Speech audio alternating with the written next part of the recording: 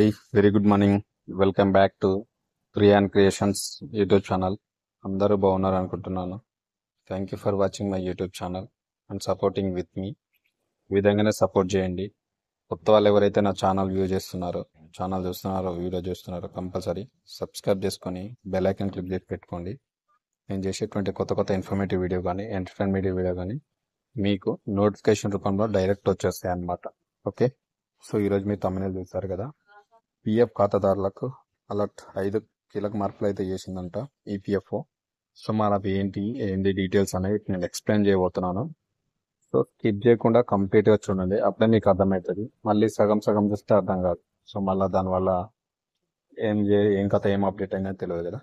So direct అయితే నేను వీడియోలోకి వెళ్ళిపోతా. లేట్ చేయకుండా, లెంత్గా లేకుండా షార్ట్గా డైరెక్ట్ సబ్జెక్ట్ మాత్రమే ఎక్స్ప్లెయిన్ చేస్తాను. సో చూడొచ్చు, మనకు ఈపీఎఫ్ఓ నుంచి న్యూస్ అన్నమాట ఇది.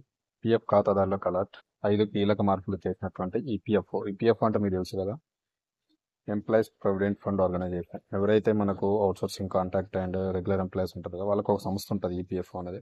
సో వీళ్ళ నుంచి కొంచెం శాలరీ నుంచి అమౌంట్ కట్ చేసి జమ చేస్తారు. సో దానికి సంబంధించిన ఆర్గనైజేషన్. మరి ఏం కథ అనేది దాని గురించి ఎక్స్ప్లెయిన్ చేస్తాను ఇప్పుడు నేను. ఈపీఎఫ్ఓ ఉద్యోగ విరమణ అనంతరం ఆర్థిక భరోసా కల్పించే పథకాలలో ఉద్యోగుల భవిష్య నిధి ఈపీఎఫ్ఓ ఒకటి.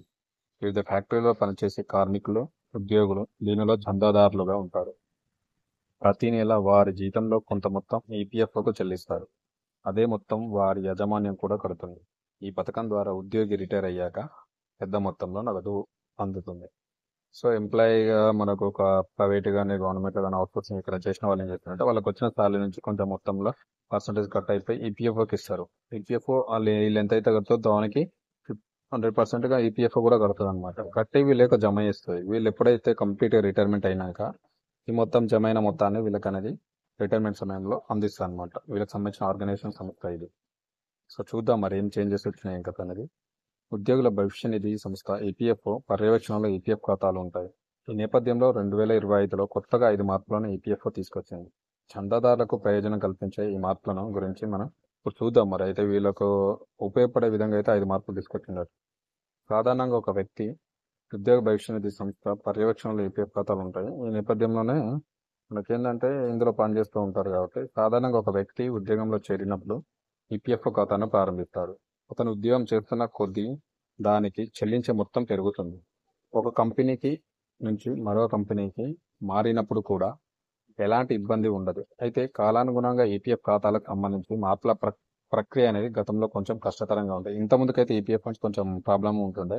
అంటే ఇటు అటు చేంజ్ అయినప్పుడు, ఆఫీస్ చేంజ్ అయినప్పుడు కొన్ని మార్పులు చేర్పులు వేరే డిఫరెంట్గా ఉంటుంది. బట్ ఇప్పుడు అలాంటివి లేకుండా సులభతరం అయిపోయింది ఇప్పుడు. దీనివల్ల చాలా మంది చందాదారులు వాటిని అలాగే వదిలేసేవారు. ఇప్పుడు వాటిని సులభతరం చేస్తూ ఈపీఎఫ్ఓ కొత్తగా నిబంధనలు మార్చిందనమాట. సో అలాంటి ప్రాబ్లం లేకుండా ఇప్పుడు కొత్తగా ఒక నిబంధన అయితే తీసుకొచ్చింది ఈపీఎఫ్ఓ. Joint declaration process. ఒకటి, జాయింట్ డిక్లరేషన్ ప్రాసెస్ విషయంలో ఈపీఎఫ్ఓ కొత్త సర్కులర్ జారీ చేసింది. చందాదారుల సౌలభ్యం కోసం మార్పు చేసింది. దీని ద్వారా ఎస్సీఓపి వర్షన్ 3.2 ప్రతిపాదనలు కొన్నిటిని మార్చడం జరిగింది. వాటికి సులభతరం అవుతుందని చూసిందన్నమాట. 2024 జూలై 31 నుంచి అమలులోకి వచ్చిన స్టాండర్డ్ ఆపరేటింగ్ ప్రొసీజర్ పాత వర్షన్ను మార్పు చేసింది. కొత్త వర్షన్లో సభ్యుల కోసం నూతన వర్గీకరణలు, సవరించిన డాక్యుమెంట్ సమర్పణ పద్ధతులు, యజమానుల హక్కుదారుల కోసం నవీకరించిన విధానాల్లో కొన్ని మార్పులు వచ్చాయి. సో ఇవైతే మనకు ఎంప్లాయీ నూతన వర్గీకరణలు, సవరించిన డాక్యుమెంట్ సమర్పణ పద్ధతులు, యజమానుల హక్కుదారుల కోసం సవరించిన విధానాల్లో కొన్ని మార్పులు తీసుకొచ్చినట్టు ఈపీఎఫ్ఓ. అంటే ఇంతకుముందు చాలా కష్టం ఉండదు అనమాట. ఈపీఎఫ్ఓ ఒక ఎంప్లాయీ ఒక దాంట్లో సంస్థలో పనిచేసినప్పుడు ఇంకో సంస్థకి చేంజ్ అయినప్పుడు ప్రాసెస్ చాలా కష్టతరంగా ఉంటుండే. ఇప్పుడు కొంచెం చేంజెస్ తీసుకొచ్చేట వర్షన్లో కానీ ఒక సాఫ్ట్వేర్లో కానీ. సో మనకు అది ఏంటంటే centralised pension payment scheme, CPPS అంటారు. ఈపీఎఫ్ఓ 2025 జనవరి 1 నుంచి సెంట్రలైజ్డ్ పెన్షన్ పేమెంట్ స్కీమ్ సిపిపిఎస్ను అందుబాటులోకి తీసుకొచ్చింది. National payments corporation of India ద్వారా పెన్షన్ ఇవ్వనుంది. దీని ద్వారా దేశంలో ఏ బ్యాంకు నుంచి అయినా పెన్షన్ తీసుకునే అవకాశం కల్పించింది. తద్వారా ఇకపై పెన్షన్ పేమెంట్ ఆర్డర్ల అవసరం ఉండదన్నమాట. డైరెక్ట్ ఏ బ్యాంక్ నుంచి అయినా పెన్షన్ మనకు మీ బ్యాంకులో పడిపోతుంది. అదొక సిస్టమ్ తీసుకొచ్చేటట్ట. ఇది చాలా ఉపయోగకరం అన్నమాట. ఎవరైతే ఈపీఎఫ్ఓలో పెన్షన్దారులు ఉన్నారో, ఎంప్లాయీస్ ఉన్నారో. అధిక పెన్షన్పై స్పష్టత కూడా ఇచ్చింది మనకి ఈపీఎఫ్ఓ. ఉద్యోగుల పెన్షన్ స్కీమ్ ఈపీఎస్ కింద అధిక సంపాదన పొందుతున్న వ్యక్తుల పెన్షన్ కేసుల ప్రాసెసింగ్ విధానాలను వివరిస్తూ ఈపీఎఫ్ఓ కొత్త సర్క్యులర్ విడుదల చేసింది. ఈ వేతనాలపై పెన్షన్ పిఓహెచ్డబ్ల్యూ కేసులకు సంబంధించిన కొన్ని సమస్యలపై క్షేత్ర కార్యాలయాలు ప్రశ్నలు లేవనెత్తాయి. వీటి పరిష్కారానికి కార్మిక ఉపాధి మంత్రిత్వ శాఖకు ప్రతిపాదనలు కూడా పంపించడం. అధిక పెన్షన్ తీసుకుంటారు అంటే ఇదివరకు జీతాలు లక్షలలో ఉన్న వాళ్ళకి పెన్షన్ కూడా ఎక్కువ వస్తుంటుంది కదా, వాళ్ళకున్న పాత సంవత్సరం యొక్క రూల్స్ అండ్ రెగ్యులేషన్స్ ప్రకారం వాళ్ళకి సంబంధించిన ఏమైనా దస్త్రాలు కానీ వాళ్ళకి కంప్లైంట్స్ కానీ ఇవన్నీ మన కార్మిక ఉపాధి మంత్రిత్వ శాఖ ఉంటాయి, దానికైతే ప్రతిపాదనలు పంపిరట. మళ్ళీ ఏ విధంగా పెన్షన్ ఇవ్వడం కదా అనేది. EPF member profile update. EPF member profile update గురించి కూడా మనకు ప్రతిపాదన ఇచ్చారు. ఈపీఎఫ్ అకౌంట్ ఆఫ్ డిటేషన్ సులభతరమైంది. తమ యూనివర్సల్ అకౌంట్ నంబర్ అంటే యూఏఎన్ అంటారు. యాక్చువల్లీ యూఏఎన్ అంటే యూనివర్సల్ అకౌంట్ నెంబర్ను ఇప్పటికే ఆధార్ ద్వారా వెరిఫై చేయించుకున్న వారు ఎలాంటి సపోర్టింగ్ డాక్యుమెంట్ లేకుండా పుట్టిన తేదీ, జెండర్, జాతీయత, తల్లిదండ్రుల పేరు, వివాహ స్థితి, జీవిత భాగస్వామి పేరు, జాయినింగ్ తేదీ, ఉద్యోగం వీడిన తేదీ మార్పు చేసుకోవచ్చు. అయితే 2017 అక్టోబర్ 1కి ముందు యూఏఎన్ ఉన్న వారికి నిబంధనలు వేరుగా ఉన్నాయి. 2017 అక్టోబర్కు ముందు ఉన్నటువంటి యూఏఎన్ నెంబర్కి అయితే కొన్ని డిఫరెంట్గా ఉంటాయి. తర్వాత వచ్చిన దానికైతేనేమో యూఏఎన్ తీసుకున్న వాళ్ళకైతే వాళ్ళకి ఈజీగా ఉంటుంది, ఎందుకంటే ఆధార్ అథెంటిఫికేషన్ ఆల్రెడీ దానికి ఉంటుంది కాబట్టి సో ఈజీగా ఉంటుంది అనమాట. EF account transfer. ఉద్యోగుల సాధారణ జీతభత్యాలు, ఇతర ప్రయోజనాల కోసం కంపెనీలు మారుతూ ఉంటారు. అంటే శాలరీ చేంజ్ అయినప్పుడు, వేరే కంపెనీ చేంజ్ అయినప్పుడు మారుతూ ఉంటారు కదా. అలాంటి సమయంలో పిఎఫ్ ఖాతాను మార్చుకోవాల్సి ఉంటుంది. కంపల్సరీ పిఎఫ్ ఖాతా అనేది అక్కడ చేంజ్ చేసుకోవాలి.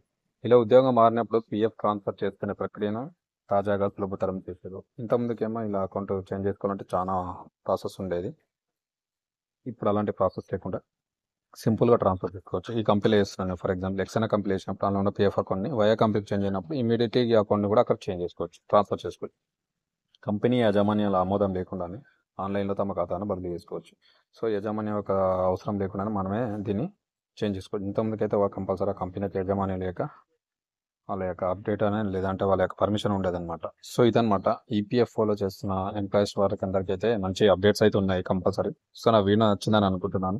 నచ్చితే లైక్ చేయండి, షేర్ చేయండి, కామెంట్ చేయండి. కొత్త వాళ్ళు అయితే సబ్స్క్రైబ్ చేసుకుని నాకు సపోర్ట్ చేయండి. మరిన్ని మంచి ఇన్ఫర్మేటివ్ వీడియో కోసం నా ఛానల్ అయితే ఫాలో అవ్వండి, నాకు సపోర్ట్ చేయండి. Thank you very much. మరొక మంచి ఇన్ఫర్మేటివ్ వీడియో తోటి మళ్ళీ మేము ముందుకు వస్తా.